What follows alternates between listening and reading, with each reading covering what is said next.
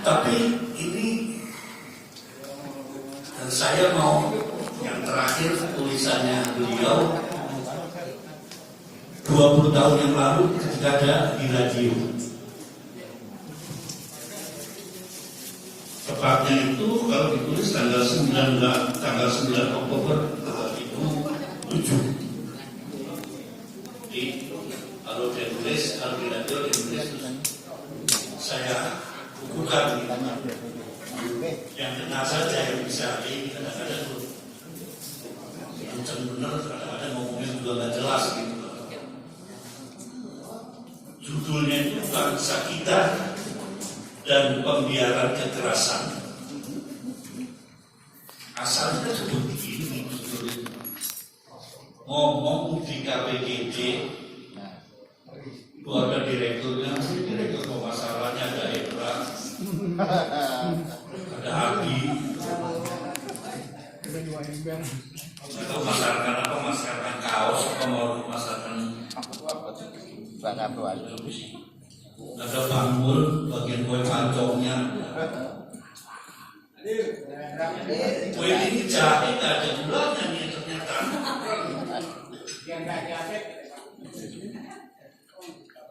Ketika itu masih bangsanya goyang Indul, goyang apa lupa ya sih. Ya. Terus ada gempa di Jogja. Ya. Terus ngomong itu yang goyang itu Nyi Roro Kidul. Digoyang Nyi Roro Kidul. Nah kelompok yang sebelah sana nggak terima dan masuknya penistaan agama. Terus saya pulang dulu, padahal ya Gus Dur. Waktu ributnya goyang itu yang belain adalah Gus Dur. Kan juga berhenti sendiri. Itu kan rame dengan Om Irama. Gara-gara pernah goyangnya Indul itu, nah juga kita kayak seni, kita nggak ada ceritanya lagi. Goyang ini. Terus akhirnya dilaporkan kepada TV Jogja karena acara Gus Dur ngomong begitu tuh ada di TV swasta. Ya, ada 10 jam 10 pagi jam 10 itu ada di hutan kayu ditayangkan oleh 13 stasiun televisi lokal. Kemudian yang menyiarkan itu adalah diantaranya TV Jogja. TV Jogja diparahin sama gerombolan itu. Saya nggak nyebutkan karena sudah nggak ada.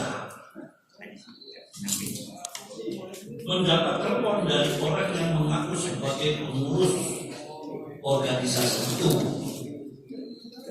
Yang sudah dilarang itu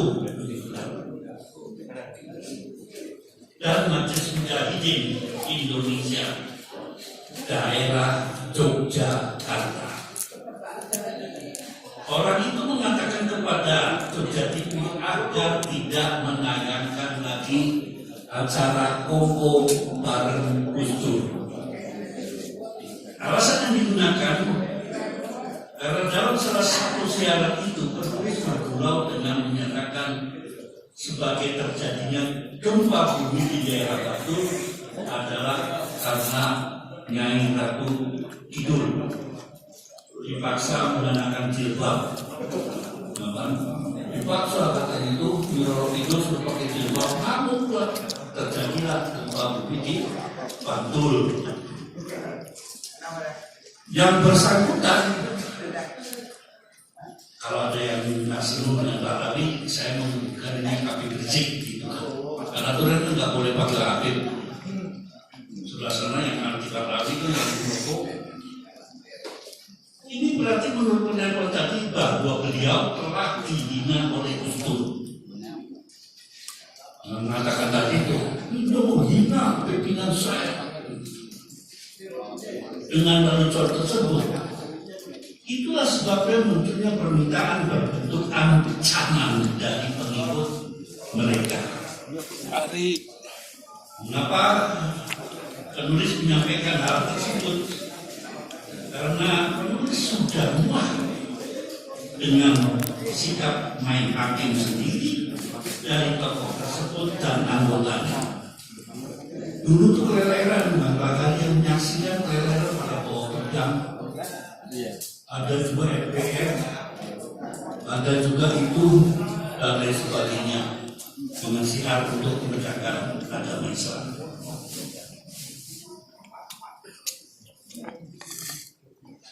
Main ancam dan tindakan main hakim sendiri adalah ciri pokok mereka yang harus kita hadapi sebagai bangsa.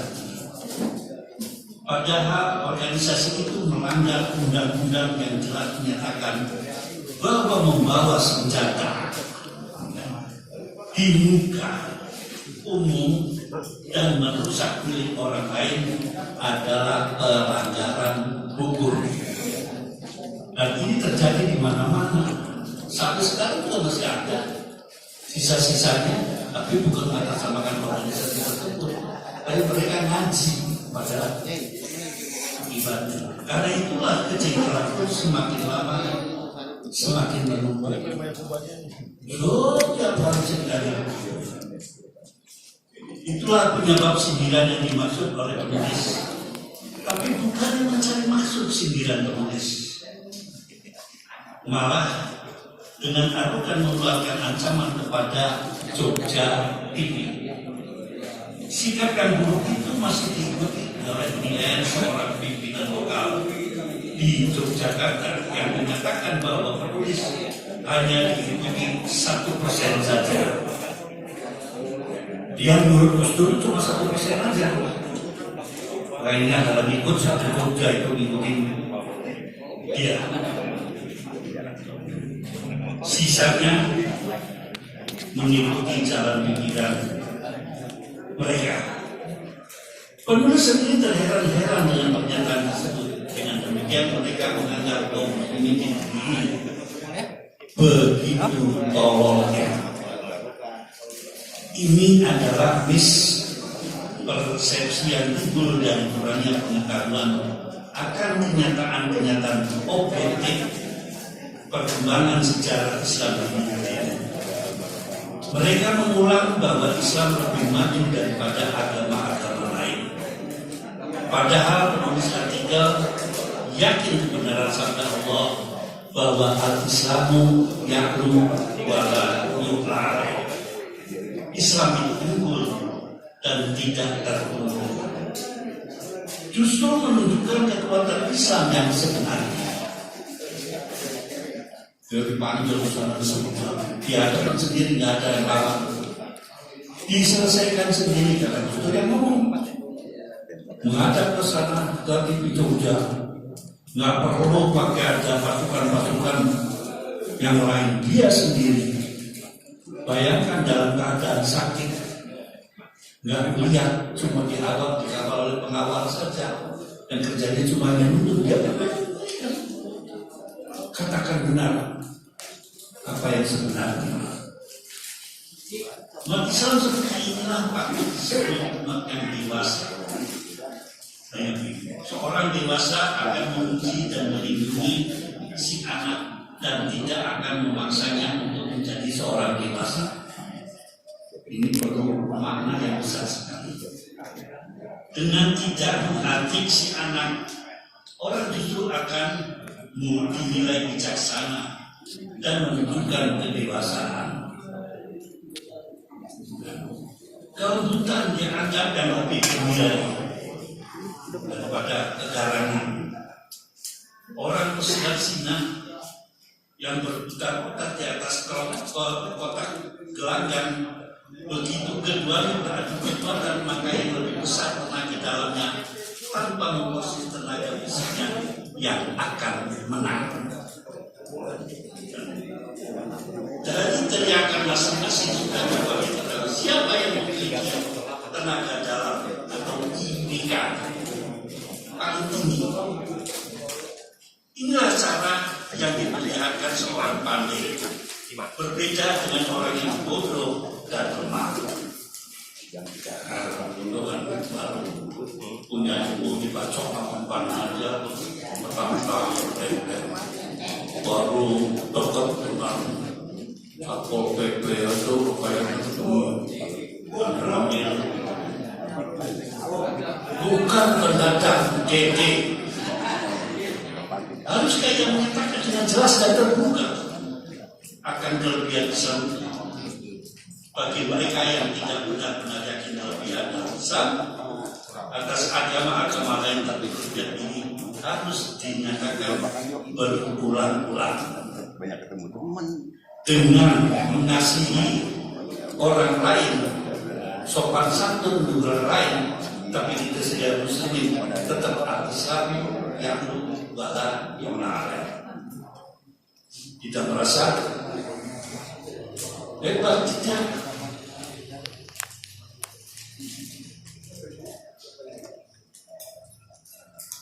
Dengan berbuat demikian berarti kita memposisikan Islam sebagai alternatif bagi agama-agama lain.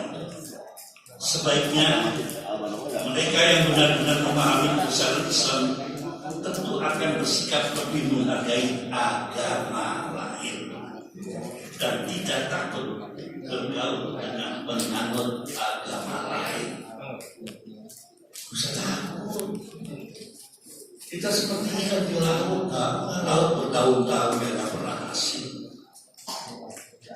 Ketika kemudian mereka yang ada di Jakarta, saya sebutkan mereka karena sudah tidak sebutkan dalam pemerintah sekarang, menyampaikan permintaan kedua lagi kepada manajemen Jogja yang meminta supaya permintaan pertama dianggap tidak ada.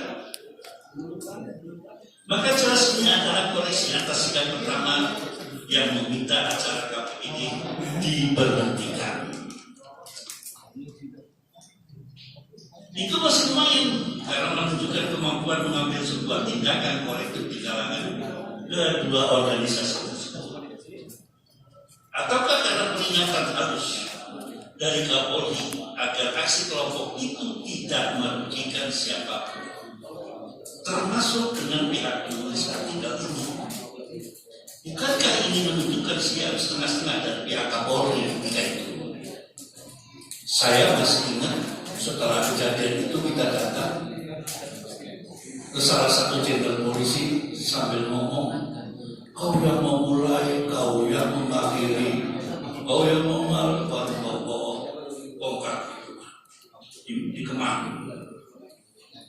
Ini bapak ngapain mas? Udah, nanti saya ngomong gitu.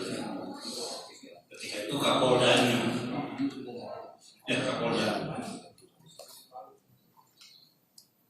dianggap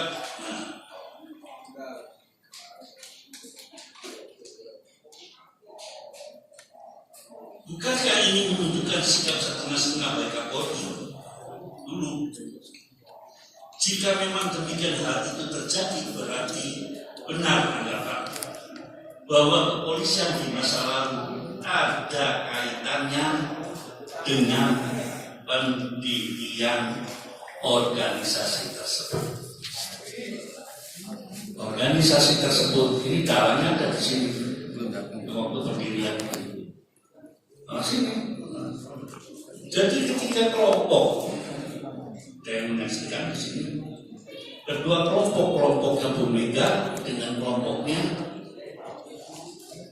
Pak Habibie bertengkar di HI, saya meletuslah bom.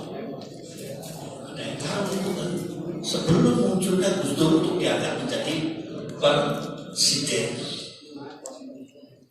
Isinya itu adalah Pam Swakarsa, satunya lagi itu apa itu yang PDI itu ada.